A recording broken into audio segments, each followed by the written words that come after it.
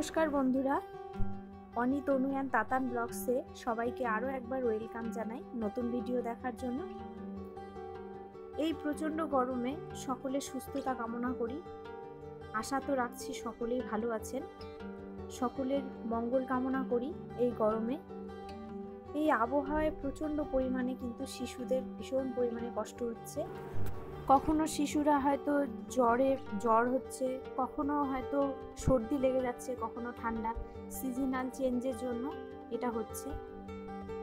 তো দেখুন, সকালবেলায় আজকে আমাদের হয়েছিল ব্রেকফাস্টে লুচি আর আলুর দম, তো সেটাই খেতে বসেছিলাম।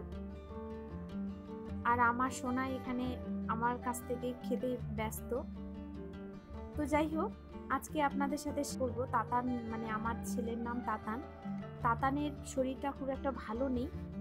ওকে কন্টিনিউ 2-3 দিন ওকে বুকের মধ্যে কফ জমে গেছে জন্য ডাক্তারের কাছে নিয়ে যাওয়া হয়েছিল।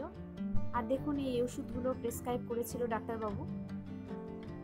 দুটোই কফের জন্য, বুকে খুব কফ জমে গেছে আর সেজন্যই গ্যাস দিতে বলেছে ডাক্তারবাবু।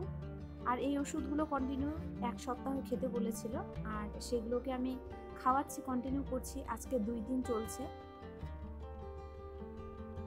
তো বেবিরা না এই গরমে সিজনাল চেঞ্জের জন্যই এরকম প্রবলেমে বেবিদের পড়তে হচ্ছে।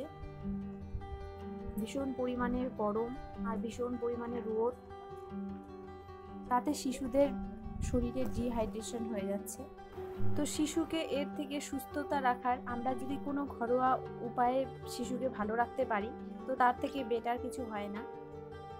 তো আমি এই পদ্ধতিটা আগেও অ্যাপ্লাই করেছিলাম। আর এমার্জেন্সি হলে তখন তো আমাদের ডক্টরের কাছে যেতেই হয়। তো একটু এমার্জেন্সি হয়ে গেছিলো, তাই গ্যাস দিতে হয়েছে। গ্যাস কন্টিনিউ 5 থেকে 6টা দিতে বলেছিল, তো আমি একটা দিয়েছিলাম। তো তারপরে এই ঘরোয়া উপায়টাকে আমি অ্যাপ্লাই করছি। তো এখানে দেখুন, আমি ঘানি সরষের তেল নিয়েছি, আর নিয়েছি 1 কাপের মতো ঘানি সরষের তেল। আর এখানে নিয়েছি রসুন কুচি 6টা থেকে 7টা, আপনারা পরিমাণ মতো দিতে পারেন। আর নিয়েছি কালো জিরে। তো এইগুলোকে একত্রে আমি খুব ভালোভাবে এগুলোকে জাল দিয়ে নিচ্ছি। তো দেখুন, আমরা কালো জিরে আর রসুনের গুণাগুণ মোটামুটি সবাই কম বেশি জানি। রসুনকে প্রাকৃতিক একটা অ্যান্টিবায়োটিক বলা হয়, আর বিভিন্ন ধরনের সর্দি কাশি প্রতিরোধেও কিন্তু খুব ভালো রসুন একটা কাজ করে। এছাড়াও জ্বর এবং বিভিন্ন ধরনের ফাঙ্গাল ইনফেকশন প্রতিরোধেও কিন্তু খুব সাহায্য করে এই রসুন আমাদের। আর কালো জিরের গুণাগুণ তো আমরা অনেকেই জানি। কালো জিরে রোগ প্রতিরোধ ক্ষমতা বাড়ায় এবং সর্দি কাশি দ্রুত সারিয়ে তুলতে কিন্তু সাহায্য করে থাকে। আর এই কালো জিরের তেল যদি প্রতিদিন স্কিনে মালিশ করা হয়, তাহলে স্কিন ডিজিজ হওয়ার সম্ভাবনা একেবারেই থাকে না। তো ঘানি সরষের তেল আমি এখানে অ্যাড করেছি। এখানে কিন্তু আমি নর্মাল সরষের তেল নিয়ে এটা পিওর ঘানি সরষের তেল। তো কালারটাও দেখুন খুব সুন্দর এসেছে। আর সরষের তেল তো জানি আমাদের শিশুদের সর্দি কাশি প্রতিরোধে একদম ম্যাজিকের মতো কাজ করে। তো উপকরণটা আমার একদম রেডি হয়ে গেছে। আর আমরা চাইবো যে শিশুদের বাড়িতে যদি এরকমভাবে ঘরোয়া পদ্ধতিতে যদি আমরা সারিয়ে তুলতে পারি, এর থেকে আর ভালো কিছু হয় না। তো আমি চেষ্টা করলাম যে এইভাবে যদি আমার সোনাইকে ভালোভাবে সুস্থ করতে পারি, তাহলে খুবই ভালো হয়। তাহলে গ্যাস দেওয়ার প্রয়োজন পড়বে না। আর এগুলো বেবিদের ক্ষেত্রে খুব একটা ভালো নয়। তো সেক্ষেত্রে আমি এটাকে টোটকাটা ইউজ করছি। আর সত্যি গাইস, আমি 2 থেকে 3 দিন দিয়েছি, ভীষণই কিন্তু উপকার পেয়েছি।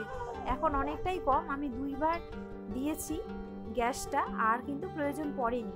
এটাকে আমি অ্যাপ্লাই করে অনেকটা সুস্থ করতে পেরেছি।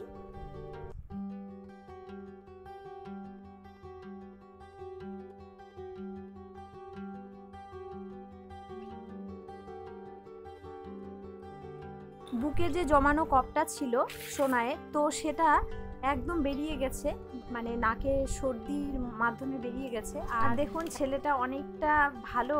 তো ওকে দেখেই বুঝতে পারছেন আপনারা, খুব ভালোভাবে মজা করছে, সে নিজের মতো খেলছে। কিন্তু এটা আমি 3 দিন আগেই হারিয়ে ফেলেছিলাম। তো যাই হোক, এখন অনেকটাই সুস্থ আছে।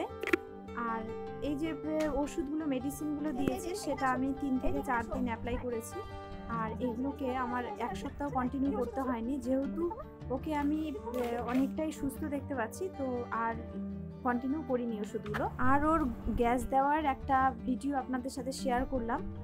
তো যাই হোক, ভিডিওটা দেখতে দেখতে এই পর্যন্ত যারা শেষ অবধি চলে এলেন, আশা রাখছি তাদের ভিডিওটা একটু হলেও ভালো লেগেছে। যদি ভালো লেগে থাকে তাহলে একটা লাইক আর কমেন্ট করুন।